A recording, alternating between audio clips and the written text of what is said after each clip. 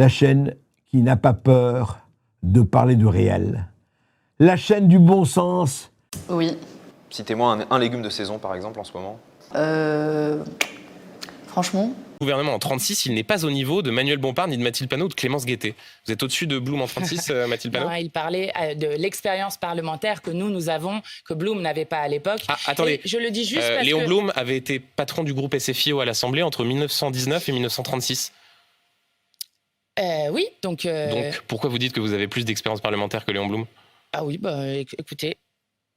Je suis vigilante à pas transformer le débat sur le bien-être animal dans un débat qui oppose des communautés religieuses, et on voit le contexte très tendu dans lequel on est à l'heure actuelle qui peut nous faire prendre une pente qui est extrêmement dangereuse. Donc on essaie de poser le débat sur le bien-être animal de manière générale, sur la réduction de l'utilisation de la viande, sur les conditions d'abattage. Et je sais qu'il y a un certain nombre de centres qui font de l'abattage de manière rituelle, qui réfléchissent aussi à la manière dont ils peuvent faire évoluer leurs pratiques.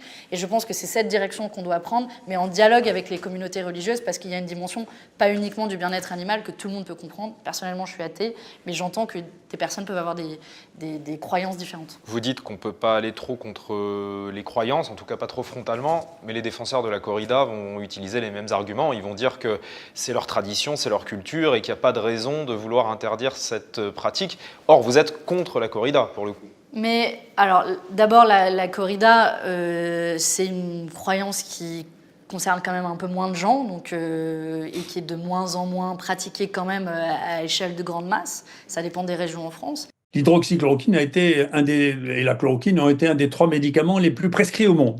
Ouais. Et il y a depuis toujours, oui. Ouais. Depuis toujours, oui. Ouais. Ça a commencé avec le quinine. Le premier qui allait bouffer en France, c'est Louis XIV, c'est pas rien. Qui prenait de la quinine, oui. Il prenait de la quinine. Ouais. Et il s'est guéri avec la quinine d'une fièvre intermittente qui était probablement le paludisme.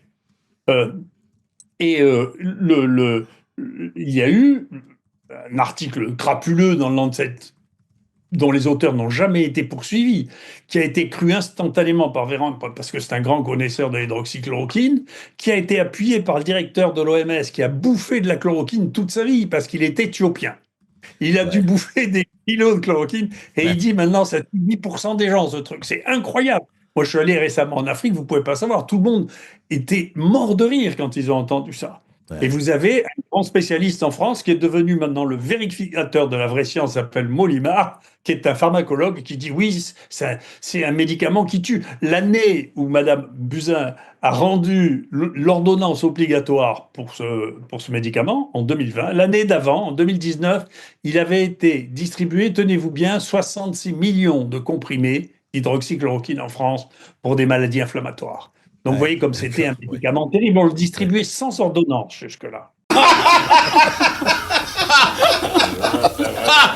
Oh, c'est un trop. Father,